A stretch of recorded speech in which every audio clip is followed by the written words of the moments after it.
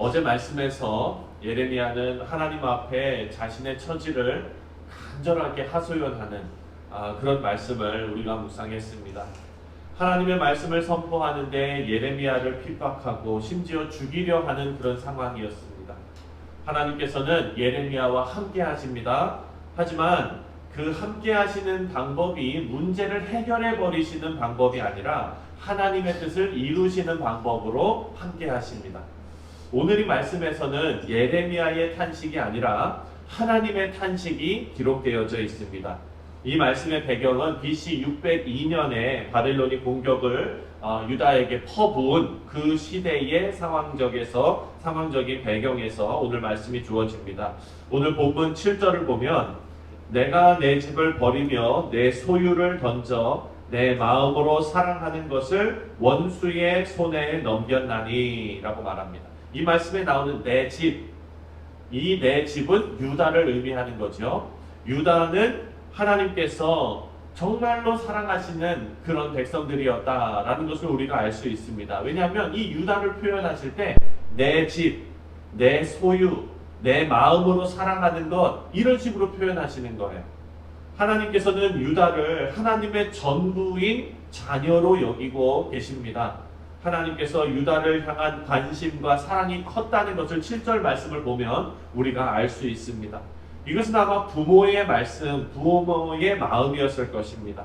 7절 말씀을 보면 그렇게 안타까울 정도로 진실되게 사랑하신 애지중지 그 자녀를 키워오신 그 하나님께서 그 애지중지 키워온 그 자녀를 원수의 손에 넘기셔야 합니다. 그렇게 애지중지 키워온 하나님의 백성을 고통이 뻔히 예상되는 그 원수의 손에, 악한 자들의 손에 넘기셔야 합니다. 그 이유는 유다가 범죄했기 때문이죠. 그렇게 유다를 심판의 자리에 보내시고 여러분 하나님의 마음이 어땠을까? 우리는 생각해 보아야 합니다. 하나님께서 심판하셨기 때문에 분노하셨기 때문에 마음이 시원하셨을 거라고 생각하는 경우가 있죠. 근데 절대 그렇지 않다는 것입니다. 부모는 자녀의 아픔, 자녀의 슬픔을 보면 성경의 표현대로 창자가 끊어지는 아픔, 끊어지는 슬픔이 있습니다. 그걸 사자성어로 단장지애라고 말하지요. 우리 사랑하는 성도님들, 이것을 통해서 우리가 생각해야 될 것은 우리를 그토록 사랑하시는 분, 그리고 우리의 죄로 인해서 단장지애를 느끼시는 하나님의 마음을 우리는 헤아려야 한다는 것입니다. 우리가 진정으로 사랑하는 부모님을 실망시키는 일을 해서는 안 된다는 것입니다. 여러분, 우리의 믿음의 선배들이 그렇게 믿음을 지키고 신앙을 지키고 의를 행하고 그렇게 애썼던 것이 죄를 범하는 것이 악하기 때문이기도 하지만 사랑하는 성도님들, 우리가 감당할 수 없을 만큼의 사랑을 베푸신 하나님, 그 하나님을 배신하고 실망시킬 수 없었기 때문입니다. 이것이 철든 자녀의 모습이죠. 여러분, 철이 없는 자녀들은 부모의 마음을 모르지 않습니까? 그래서 부모에게 가슴을 후벼 파는 그런 말들을 서슴없이 막 뱉을 때가 있습니다. 아빠가 나한테 해준 게 뭐가 있어? 이렇게 얘기하는 경우도 있죠. 네, 화가 나면 그렇게 합니다. 다만 철이 든 자녀들은 어떻습니까? 부모를 실망시키는 것이 그에게는 가장 큰 고통이 됩니다. 저도 부모를 떠나서 고등학교 때부터 이제 떠나서 밖에 나와서 살다 보니까요. 제가 아들 혼자고 형제가 있으면 좀 그 짐이 덜겠는데 그게 아니지 않습니까? 그래서 마음에 불효라는 게 항상 있어요.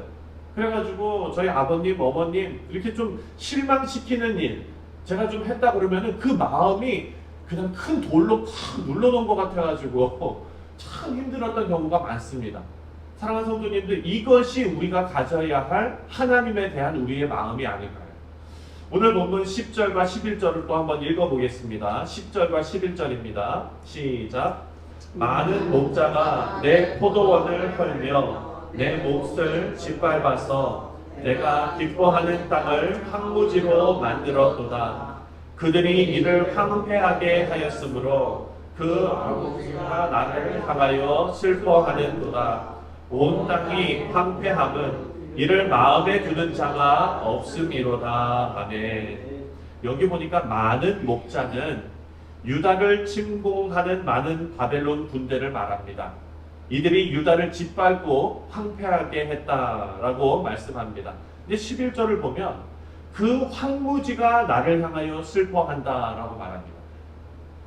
유다 백성들이 많은 목자, 다시 말해서 원수 같은 바벨론에 의해서 짓밟혔는데 슬퍼하는 주체가 황무지라는 것이 조금 의아합니다. 그 이유는 뭐냐? 유다 백성들은요, 철없는 자녀들처럼 자기들이 매맞고 자기들이 혼나는 그 상황이, 그 상황 자체가 그냥 화가 나는 거지, 하나님의 마음이 어떠실까 하고 슬퍼하는 철든 자녀의 모습이 이 가운데에 없다는 뜻입니다. 그래서 유다는 하나님의 아픔을 이해하지 못하는데, 그래서 하나님께서 유다가 아무런 생각도 없기 때문에 황무지가 대신해서 하나님을 향하여 대신 슬퍼한다라고 탄식하고 계십니다. 우리 사랑하는 성도님들, 우리가 범죄해서 하나님을 슬프게 했다면 우리도 하나님의 그 슬픈 마음을 깨달아야 한다라는 말씀입니다.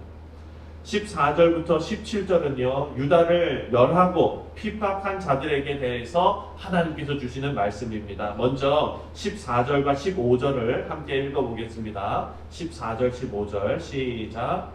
내가 내 백성 이스라엘에게 기업으로 준 소유의 손을 대는 나의 모든 악한 이웃에 대하여 여호와께서 이와 같이 말씀하시니라. 자, 여기 보니까 지금 이 말씀을 누구에게 주시는 말씀이라는 거예요? 바벨론에게 주시는 말씀이라는 거예요. 유다가 아니라. 계속 읽겠습니다. 시작. 보라, 내가 그들을 그 땅에서 뽑아버리겠고 유다 집을 그들 가운데서 뽑아내리라. 이러니까 그 바벨론은 하나님께서 심판하실 거고 유다 백성들을 하나님께서 건져내실 거다라는 말씀입니다. 자, 15절 시작. 내가 그들을 뽑아낸 후에 내가 돌이켜 그들을 불쌍히 여겨서 각 사람들을 그들의 기업으로 각 사람을 그 땅으로 다시 인도하리니. 아멘. 하나님께서 이스라엘에게 기업으로 준 소유의 손을 댄 악한 이웃이라고 표현된 바벨론, 그 바벨론을 그 땅에서 뽑아버리시겠다라고 약속하셨고, 이 악한 이웃 바벨론은요, 이후에 BC 539년에 메데바사 페르시아 왕국에 의해서 망합니다. 네, 그 망하는데 고레스 왕에 의해서 망하는데요. 그런데 놀라운 말씀이 16절이에요. 16절을 다 같이 읽겠습니다. 시작. 그들이 내 백성의 도를 부지런히 배우며 살아있는 여호와라는 내 이름으로 맹세하기를 자기들이 내 백성을 가르쳐 바알로 맹세하게 한 것 같이 하면 그들이 내 백성 가운데에 채움을 입으려니와. 아멘. 여러분, 이 말씀은요, 하나님의 백성을 핍박하고 우상 섬기고 하나님 대적했던 바벨론조차도 회개하고 돌아온다면 하나님의 백성으로 삼으시겠다는 말씀입니다. 정말 놀라운 은혜이고 놀라운 자비입니다. 이것은 단순히 바벨론만 의미하는 말씀은 아닐 것입니다. 여러분, 우리의 죄가 아무리 주홍빛 같을지라도 돌이켜 회개하면 하나님께서 회복시키시겠다라는 약속의 말씀이 오늘 우리에게도 주어지는 것입니다. 바벨론이 회개하면 구원하시겠다. 이 약속하신 하나님께서 오늘 우리 모두에게도 은혜와 자비를 베푸실 것은 너무나 확실한 것입니다. 하나님의 은혜와 사랑 앞에 용서받지 못할 죄가 없다는 것입니다.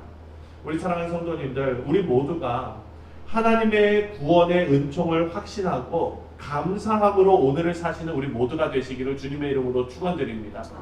아무리 자녀들이 철이 없다 그래도요, 아버지께로 돌아왔을 때 아버지는 그를 받아줄 수밖에 없습니다.